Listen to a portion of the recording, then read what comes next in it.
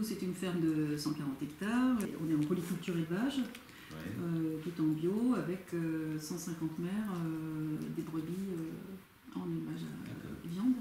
Au niveau des productions, tout est vendu en circuit le plus court possible. Donc une partie est pour la viande, la moitié est vendue à un boucher local, l'autre moitié est vendue en direct à la ferme, sous forme de piécettes d'agneau. Pour ce qui est des productions végétales, pour la pomme de terre, tout part pour la coopérative Bio d'Île-de-France. Et puis il y a une grande partie, puis le reste est vendu en magasin et puis à la ferme.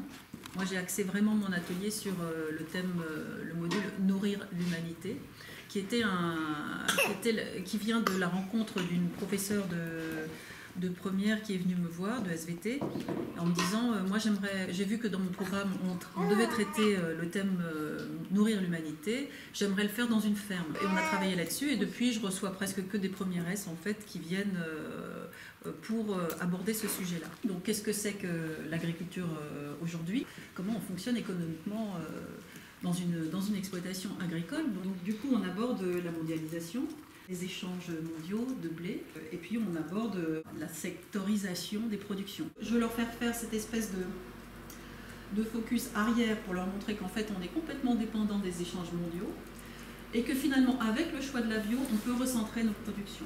Donc après je montre effectivement comment nous, sur la ferme ici à Châtenois, on a pu finalement créer des marchés plus courts, la coop, les magasins, les clients locaux, et puis finalement cette boutique qui vient faire un petit peu le lieu d'articulation de tout ça.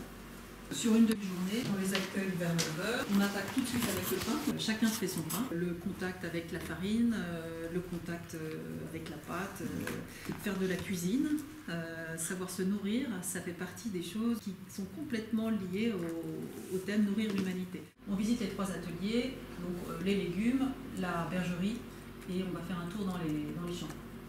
Et après, donc, on parle de rendement. Par exemple, s'ils viennent de Chenevière-sur-Marne, je ne sais pas, 20 000 habitants, ils ont travaillé en TD avant, donc ils savent à peu près ce que consomme une famille. On va partir sur les 5 ateliers qui ont été identifiés, sur lesquels je leur transmets des données. Donc du blé, des betteraves, des pommes de terre, des légumes, et puis de la viande. Globalement, on a la consommation d'une famille moyenne à travers ces 5 productions. Et ils travaillent par petits groupes et ils finissent par définir les surfaces qui correspondent à ces besoins. Et donc c'est super intéressant parce qu'on s'aperçoit que pour nourrir 20 000 habitants, finalement il nous faut un territoire qui colle à peu près autour de la ville. Et donc ils se rendent compte que finalement avec un assolement qui est compatible avec nos climats européens, on peut très bien produire notre agriculture proche de nos villes. Ça représente combien d'enfants? Combien d'ados? Je fais à peu près de... Ah oui, 50, oui. C'est 50 jeunes. J'ai besoin qu'on soit 2. Ça me fait 12 heures à payer. Ensuite, j'ai du ménage. J'ai 2 heures de préparation, à peu près 1 heure avant, 1 heure après à 2. Donc ça fait 4 heures. Et puis le travail préparatoire que je fais avec les profs aussi. Donc j'estime ça à 3 heures. Je prends une base de 20 € de l'heure. Ça me fait 380 €. Louer cette salle, le site, etc., ça vaut 150 € par jour. On est à peu près à ce coût de journée, entre 600 et 620. Ce qui est intéressant, c'est de travailler sur un coût global et pas au nombre de personnes. Du coup, tu n'as pas le risque qu'ils viennent à 5 et que du coup, ça devient plus rentable pour toi. C'est ça que j'aime dans vos fermes, c'est qu'il y a aussi une singularité dans vos fermes. Et vous allez faire par rapport aux légumes, par rapport aux algues, par rapport à la cuisine. Chaque personne est singulière dans son travail et c'est là-dessus que vous devez vous différencier. Il faut avoir confiance dans la cohérence de votre projet et puis forcément ça va déboucher.